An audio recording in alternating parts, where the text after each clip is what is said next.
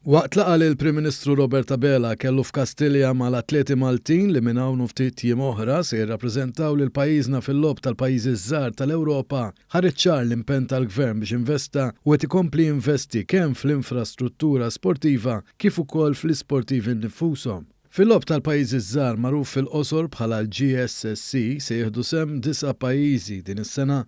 Il-lob se jsir Malta u jiftaħ fid-29 ta' Mejju. Għall-ewwel darba l-Kumitat Olimpiku Malti adotta l-kunċett li l-atleti Maltini kollhom il-captain tat-tim. Dal-onur ġie fdat lill-atleta Olimpika Eleonor Bezzina li għaliha din se tkun il-5 partiċipazzjoni fil-lob tal-pajjiżi żgħar tal-Ewropa. Waqt il-laqgħa mal-Prim Ministru Eleonor Bezzina tkellmet dwar is-sagrifiċċji li jagħmlu l-atleti u l-familji tagħhom. Għamlet ukoll kuraġġ lil dawk l-isportivi li ma waslux sa din l-avventura u tkellmet dwar l-opportunitajiet li żgur se jkun hemm fil-ġejjieni. Barra minn hekk faħret il-ħidma kontinwa tal-Gvern fil-qasam sportiv. Imma dan l-aħħar snin il-Gvern wera bisħieħ l-impenn li għandu lejn l-isport billi jagħmel investiment qawwi. U bis-saħħa ta' daw il-fondi saru bidliet sostanzjali f'numru ta' faċilitajiet sportivi u saħansitra nbnew komplessi ġodda.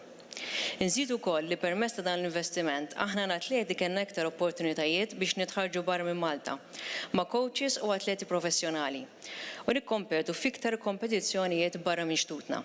Fil-laqgħa mal-Prim Ministru ħareġ ċar li dan il-lob se jservi bħala opportunità biex tinħoloq ġenerazzjoni ġdida ta' atleti li jirnexxu. F'diskors li għamel għall-okkażjoni il-President tal-Kumitat Olimpiku Malti, Julian Pace Bonello, tkellem dwar l-impenn sħiħ tal-atleti biex waslu biex jirrappreżentaw lil Malta f'diversi disċiplini sportivi waqt dan il-lob u wkoll għamel referenza għall-appoġġ li tal-Gvern bl-għajnuna finanzjarja tiegħu sabiex din l-esperjenza ta' dawn l-atleti tħalli il-frott mixtieq. Nixtiequ nirringrazzjawkom tas-sapport li dejjem tajtu lill-atleti Maltin.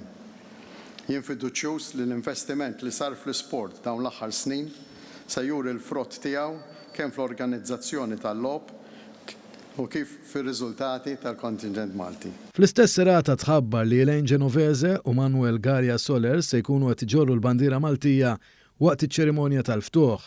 Il-Prim Ministru Robert Abela ippreżenta l-bandiera Maltija lil Matthew Garja Soler f'isem Tim Malta. Preżenti kien hemm ukoll il-Ministru responsabbli mill-isport, Clifton Grima.